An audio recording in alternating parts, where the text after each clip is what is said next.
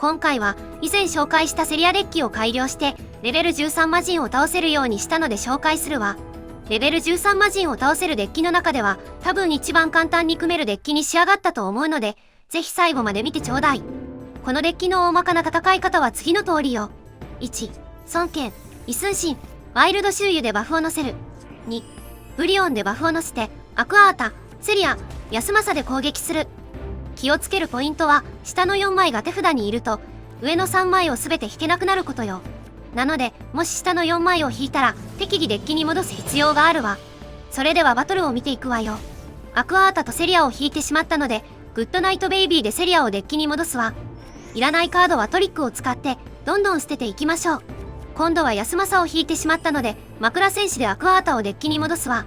魔人は2ターン目に攻撃するからこのようにデッキに戻す作業は0ターン目と1ターン目にやるといいわ。ここで孫権とアクアータをドロー。カード3枚捨てができないのでカードを1枚捨てるわ。ホットな観光客 C を引いたのでヤスマサとアクアータをバウンス。無事に残りの周囲が引けたわね。孫権、イスンシン、周囲の順に並べるわ。これでイスンシンと周囲の能力を同時に発動できるわね。周囲はハンドのカードにもバフを乗せてくれるのが便利なところ。また孫権をリーダーにしたことによりアクアータ、セリア、ヤスマサをサーチできるわ。ここでわざと魔人にやられてラファエルで復活。ミカエルとガブリエルのバフを獲得するわ。今までに乗せたバフを確認するとイスンシンのが 70%、周囲のが 100%、ミカエルのが 100% ね。トリックを4個消費してブリオンのバフもフルに乗せましょう。エリザベスとオネストはこの後の攻撃で使うので取っておくわ。捨てていいカードがないのでカードを入れ替えてトリックを消費。全てのバフが乗ったわ。アクアータ、セリア、ヤスマサの順に並べてセリアのリーダースキルを発動。これで魔人に1000万の追加ダメージが入るようになったわ。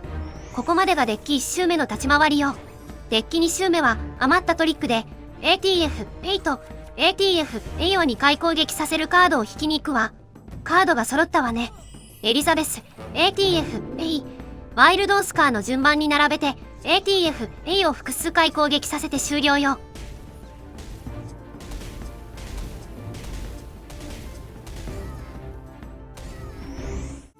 それではデッキを見ていきましょう。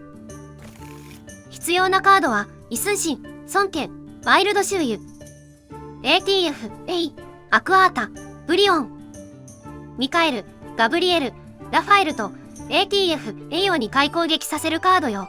今回はオネスト、エリザベス、ワイルドオスカーを採用したわ。またバウンスさせるカードとしてホットな観光客シート、枕戦士、グッドナイトベイビーを入れているわ。